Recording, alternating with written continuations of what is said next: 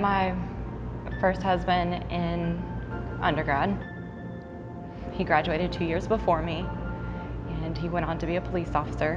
When I graduated undergrad, we moved to Columbia right after we got married and had a really great time just starting our relationship and learning to live together and learning to be married. I mean, that's kind of a learning curve.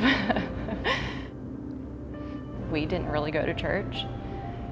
It wasn't something that he was raised with, so it wasn't something that as a couple we pursued. When I was finished with grad school, we moved to Georgia. I got a job at a boarding school where we lived on campus, and he continued to work as a police officer across the state line in South Carolina. So about a month after we moved up there, we decided we would try for a baby. And I very quickly got pregnant, which was a huge blessing. I think that's one of the things that God really looked out for us on. Even though we weren't active in a church, I really feel now that that was something he did for me. But about 6 months after we moved to Georgia, I lost Bill. When they told me what had happened, I couldn't process it. They had to tell me probably 4 or 5 times until I finally understood what was happening. At this point, I was really upset, and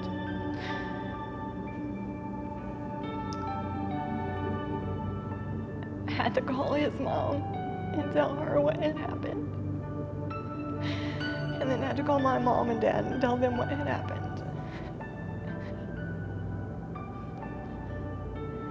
But I had been put in such a wonderful place at the school that within 10 minutes, I had so many people in my apartment making sure that I was taken care of, making sure that I had everything I needed, and that everyone had been called that needed to be called. Once we got through the initial shock and the funeral,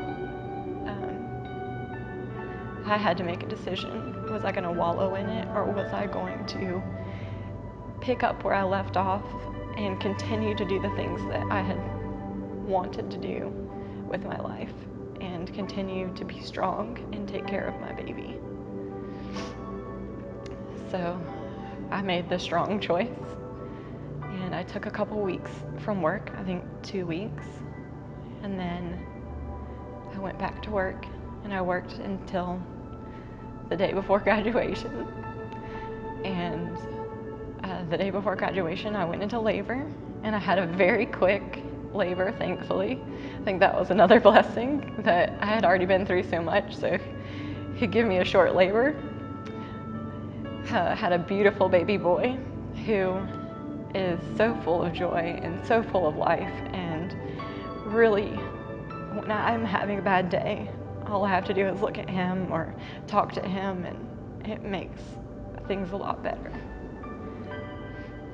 But there was a point after I had him, probably about 6 weeks after I had him, which is about the time that those hormones really start to get you.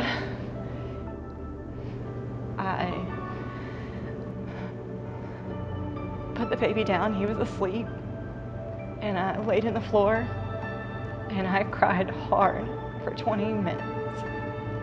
And I just kept saying, I can't do this, I don't want to do this. I don't know why I was given this life. I don't know why I've had to endure these things.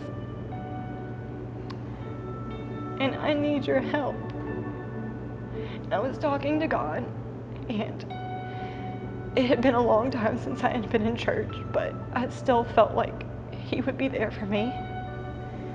And I heard Him speak to me. He said, you need to get up. You have a baby to take care of. And so I did, and it's hard, but I think things happen in your life for a reason, to give you a perspective where when those hard things do happen, you know that you have hope and you have family and you have reasons to keep going. December of 2010, I moved home, back to this area, and I tried to go to church with my mom. It was the same church that Bill and I had been married in. And then I had a baby to try to take care of during service, and the church I was going to, I don't think they had a nursery at the time, I don't really remember, but I was keeping him in church with me. And it was very difficult. And it was very difficult to pay attention. It was very difficult to hear and listen to what was going on because there were so many memories that would come up while I was in church. And just eventually stopped going because I felt like something was missing. I needed something more, but I wasn't quite sure what it was. I just kind of left it at that for a while. But when I met Curtis and we started talking about different things, just trying to get to know each other, church and God was something that was very important for him. And I still felt like it was important for me, but I didn't really know where I wanted to go with it. And he decided, or asked me, didn't really decide, we decided together, but that when he came home, that we would look for a church. So we had a list of churches that we wanted to check out. A couple based on some people that we knew were going to different churches and how I felt like they were good people and people that I trusted that I could talk to if I wanted to or needed to. And we ended up trying Hope City first, and we haven't gone anywhere else. I cried through a lot of services at first, and I've learned a lot. I've had healing. I also love life group.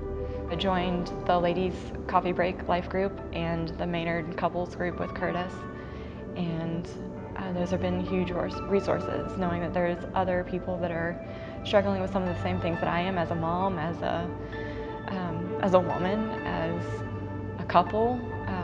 It's been really good to have other people to talk to and bounce ideas off and hear their perspectives and hear the things that they're going through. It's refreshing.